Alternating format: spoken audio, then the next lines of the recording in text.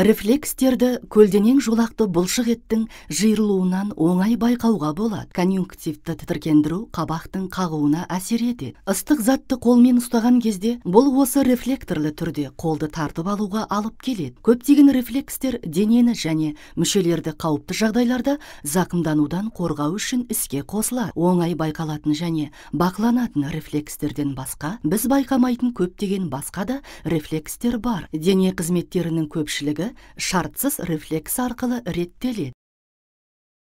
Рефлекс бұл дененің белгілі бір тітіркендіргішке кері жауап қайтару реакциясы.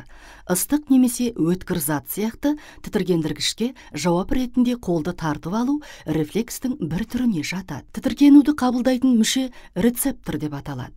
Біздің мысалымызда бұл терідегі ауырсынуды сезетін рецепторлар. Жауап қайтаратын мүше эффектор деп аталады. Қолды тартып алу рефлексінің мысалында бұлшық еттер эффекторлар болып табылады. Жеке импульсының рецептордан эффекторға дейінгі қашықтықты рефлекторлық доға деп атайды. Рефлекторлық доғаның бірінші элементі рецептор болып табылады. Ол рефлекторлық доғаның екінші элементі болып табылатын афферентті нейроннан орталық жүйке жүйесіне және жұлынға жүйке импульсын өткізеді. Жұлында импульсті эфферентті нейронға жіберетін қондырма нейрон болады. Содан кейін эфферентті нейрон рефлекторлық доғаның соңғы элементі эффекторға импульсті өткізеді. Эффектор ағзаның нақты рефлекстік реакциясын жүзеге асырады.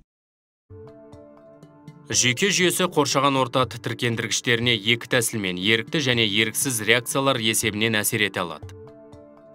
Ерікті реакция кезінде орталық жүйке жүйесі бір мезетте әртүрлі рецепторлардан келіп түсетін ақпаратты қабылдайды және талдайды.